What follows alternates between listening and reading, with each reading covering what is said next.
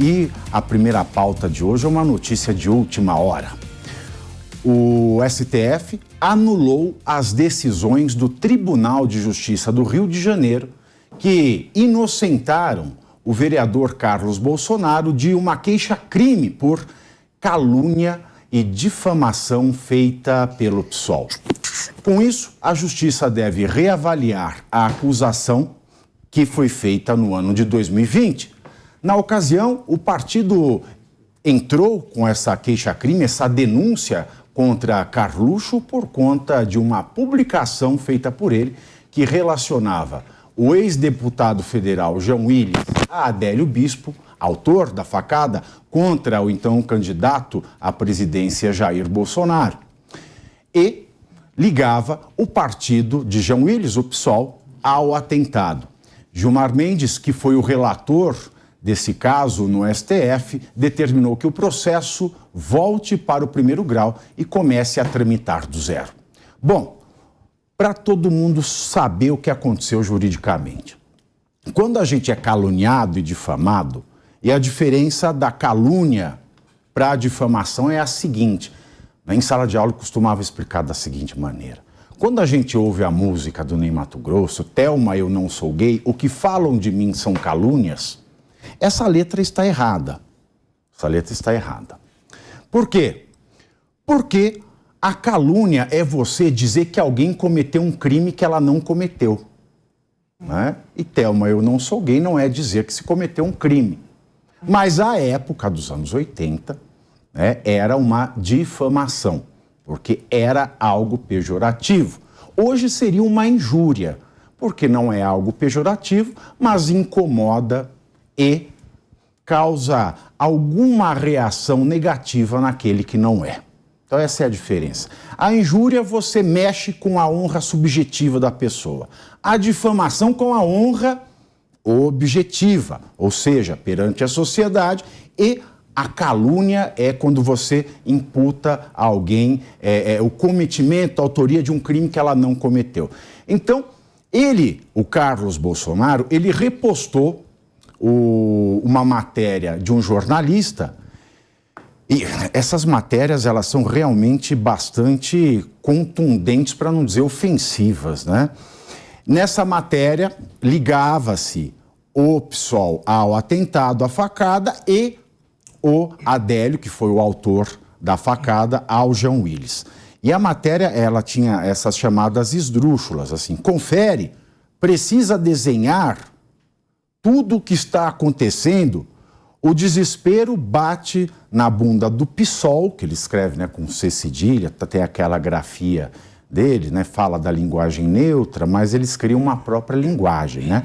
O PSOL, a linha auxiliar do PT e adversário conivente do PSDB. O problema é que, no sentido real, vão gostar, né, por conta das nádegas que foram citadas anteriormente, e aí ele já entra no João Willis. Então ele repostou isso aí. Ele repostou. Enquanto o autor da matéria, que é o Oswaldo Eustáquio, né, que é domiciliado no estado do Paraná, foi condenado a 4 meses de detenção mais multa, no Rio de Janeiro, né, não deram prosseguimento à queixa-crime contra o Carlos Bolsonaro. Aí o autor da queixa-crime, tanto lá no Paraná quanto no Rio de Janeiro, que é o PSOL, ele recorreu, né? Recorreu para a segunda instância do Rio, ela manteve. E aí ela entrou com recurso extraordinário, né? Por dizer que fere matéria constitucional, e fere, porque a Constituição trata de tudo. Aí chegou no STF e foi revertido. Claro, você tem que ter, para decisão judicial, você tem que ter o mesmo parâmetro. É o mesmo caso, é o mesmo crime, você tem que ter o mesmo parâmetro.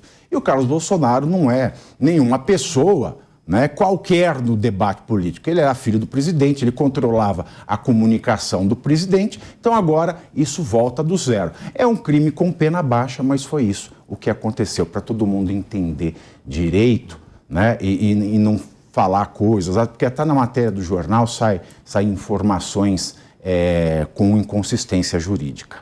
Vamos lá, Ricardo Valadão, bem-vindo de volta. Muito obrigado, boa tarde a todos, é uma satisfação estar aqui nessa casa novamente e com os pares aqui dessa mesa maravilhosa, o Ricardo, a Juliana e o professor Marcelo. Olha, parece brincadeira, né? Parece que é uma corrida de cão e gato, agora vai ficar vasculhando o passado e aquilo que já foi julgado e aquilo que já aconteceu para poder voltar à tona. É um desperdício de tempo e energia e de gastos com o governo que não deveria ser utilizado. Essa é a minha visão. E aí, Juliana?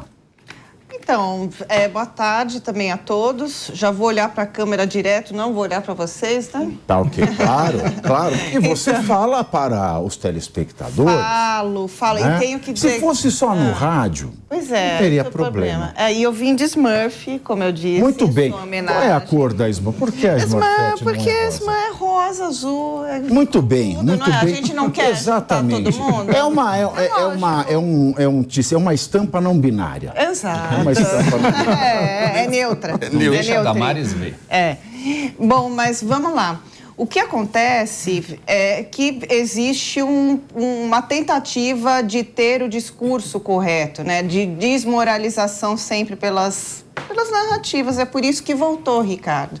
É por isso que isso voltou à tona de novo. Não vai ser esquecido.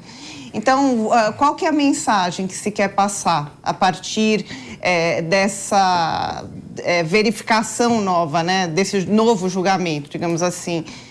De que ele estava errado. É desmoralizar o Carlos por uma ação cometida por ele mesmo. Foi um erro, né, da parte dele, então...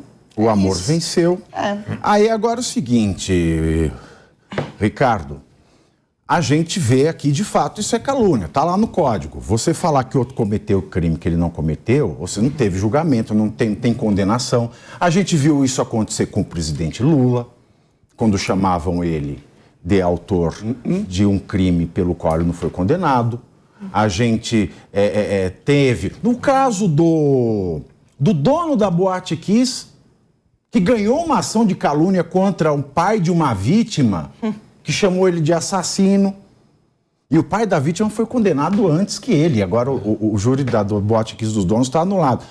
E aqui a gente vê, ele falou que o PSOL e do João Willis, falou que eles são autores, né, são mentores de um atentado contra a vida do então candidato a presidente Jair Bolsonaro, em 2018. E será que se a PGR fizer alguma coisa, ou os advogados do Bolsonaro, que para mim já deviam ter feito alguma coisa, do Bolsonaro Jair, não do Carluxo, que já deviam ter feito alguma coisa, não sei por que não fazem nada, vão entrar também com uma queixa-crime, uma denúncia contra o presidente Lula por chamá-lo reiteradamente de golpista e de genocida? Então. Bom, boa tarde, Pavinato, boa tarde meus colegas aqui da bancada, essa bancada maravilhosa, nessa sexta-feira aí entrando no carnaval. O Carlos escreveu uma frase que é injúria, foi dito aqui. Não, é difamação e calúnia. Enfim, o Eustáquio já tinha sido condenado, o Carlos não, na primeira e na segunda instância. O Gilmar, inclusive, quem está pedindo para o processo voltar é o ministro Gilmar Mendes, e o Gilmar falou que achou estranho, inclusive, decisão da segunda instância do Rio de Janeiro, mandou a coisa voltar. Mas cometeu o crime? Parece que sim, que volte, não tem que ter nenhum tipo de privilégio a ninguém, filho de ninguém, em cargo algum, gente. É isso que a gente tem que acabar no Brasil. Errou, pague pelo erro, não importa a bandeira que ele defende, a cor da camisa que ele vista, ponto final, acabou. Também tem que olhar, senão a gente não vai ter aí uma caça às bruxas. Eu acho que nesse caso não se encaixa, mas tem que dar essa olhada, porque tem um movimento muito grande de querer caçar as bruxas a qualquer custo, de qualquer jeito. Talvez seja um caso que já tinha sido passado e agora vai voltar à tona. De novo, como no caso do Eustáquio, na Justiça do Paraná, ele foi condenado, então talvez aqui a gente não tenha necessariamente uma caça às bruxas, tenha realmente aqui uma reparação.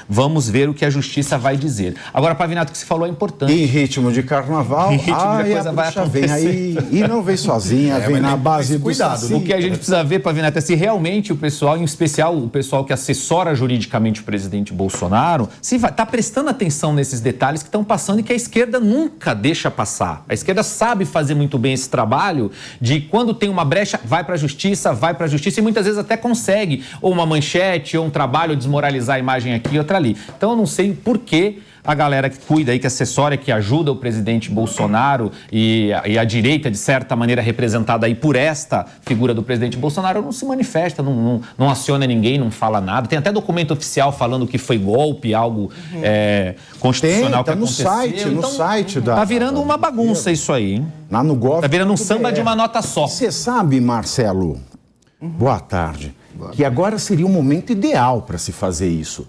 Porque o STF não poderia negar uma denúncia com base nessa decisão que acabou de ser tomada. Né? Não poderia negar seguimento, ou seja, teria-se que analisar a calúnia e a difamação cometida, né, pelas suas falas pelo presidente Lula contra o ex-presidente Jair Bolsonaro.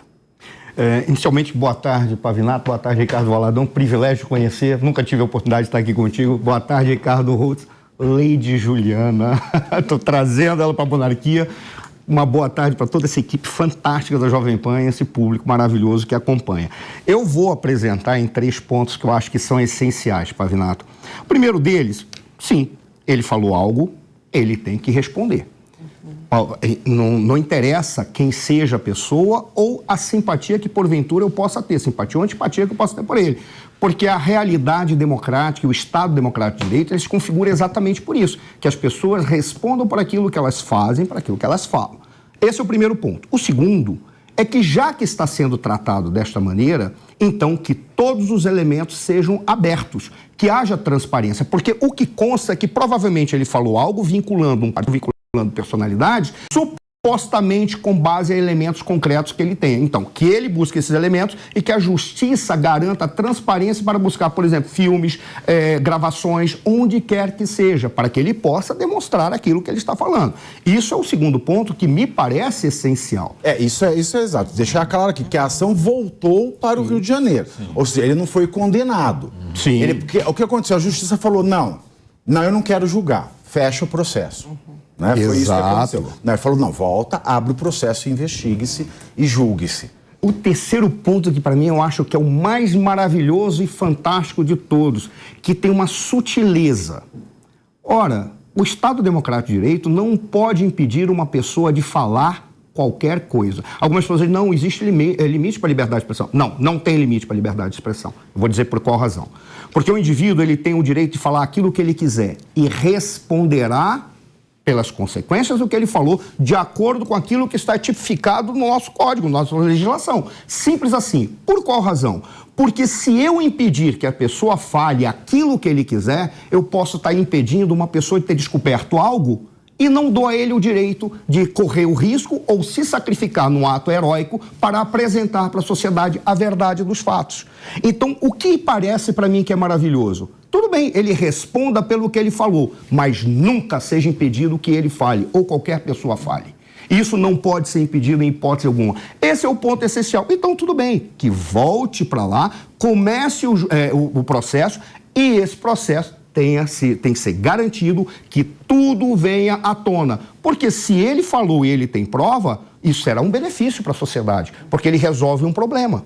Um problema que é uma dúvida que carrega a sociedade inteira, se o cara realmente tinha um problema de insanidade mental, se ele estava mancomunado com alguém, se ele participava de um grupo de extermínio, não interessa. Então isso já resolve esse problema. E a gente dá um salto na nossa política, porque política não é ficar se agredindo. Política é buscar os pontos de convergência para produzir projetos coletivos. E aí a gente dá o salto, porque é isso que está matando a sociedade brasileira. As pessoas confundirem política com guerra. Política não é guerra. Guerra é uma coisa, política é outra. Tanto que as estratégias são distintas. É uma forma diferente de trabalhar. Alguns dizem, não, mas eu quero trabalhar como se fosse guerra porque eu vejo o outro como inimigo. É um direito seu, mas você não está fazendo a política que produz uma sociedade equilibrada e livre. Ele não é um inimigo. Segundo a versão até da Chantal Mouffe, que é uma cientista social muito relevante para as nossas discussões, não é o inimigo, ele é o adversário. Exatamente. É o adversário. É o que tá faltando no Brasil. Precisamos mandar isso aí pro Lula. Se ele conseguir ler, ia ser uma boa.